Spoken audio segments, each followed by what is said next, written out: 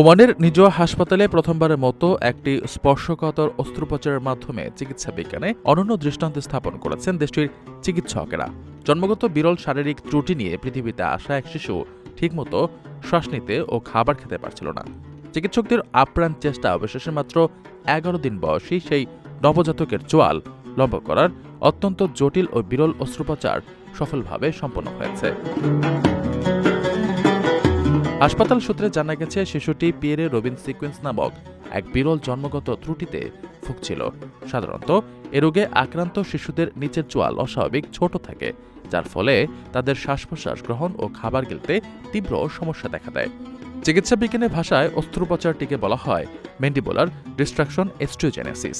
এ প্রক্রিয়ার মাধ্যমে শিশুটির ছোট হয়ে থাকা নিচের চোয়ালটি ধীরে ধীরে সম্প্রসারিত করতে সেখানে একটি বিশেষ ডিভাইস বা যন্ত্র সফলভাবে স্থাপন করা হয়েছে।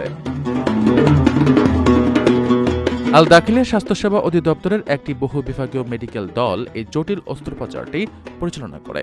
নিজুয়া হাসপাতালের নাক কান গলা বিভাগ, পেডিয়াট্রিক অ্যানেস্থেসিয়া বিভাগ, নবজাতকের নিবিড় পরিচর্যা কেন্দ্র এবং নার্সিং দলের সমন্বয়ে এই চিকিৎসা কাজ সম্পন্ন হয়। সংশ্লিষ্ট স্বাস্থ্য কর্মকর্তারা নবজাতকের ক্ষেত্রে করা এই চিকিৎসাকে অন্যতম সূক্ষ্ম ও অত্যন্ত জটিল অস্ত্রোপচার হিসেবে আখ্যায়িত করেছেন।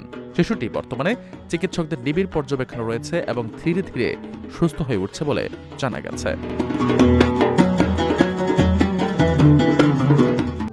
প্রবাসীদের জন্য নির্মাণ হচ্ছে দেশের প্রথম স্মার্ট সিটি, যেখানে থাকছে স্কুল, মসজিদ, হাসপাতাল, সুইমিং পুল, হেলিপ্যাড, পাঠাগার, জিম, সুপারমার্কেট, শিশু পার্ক সহ সকল নাগরিক সুবিধা। মাত্র ৩০ লাখ টাকা বিনিয়োগে মিলছে আকর্ষণীয় ফ্ল্যাট। প্লাটিনাম ইনভেস্টরদের জন্য ঢাকা বিমানবন্দরে ভিআইপি প্রোটোকল সুবিধা। বিস্তারিত জানতে যোগাযোগ করুন স্ক্রিনে দেয়া হোয়াটসঅ্যাপ অথবা ইমো নাম্বারে।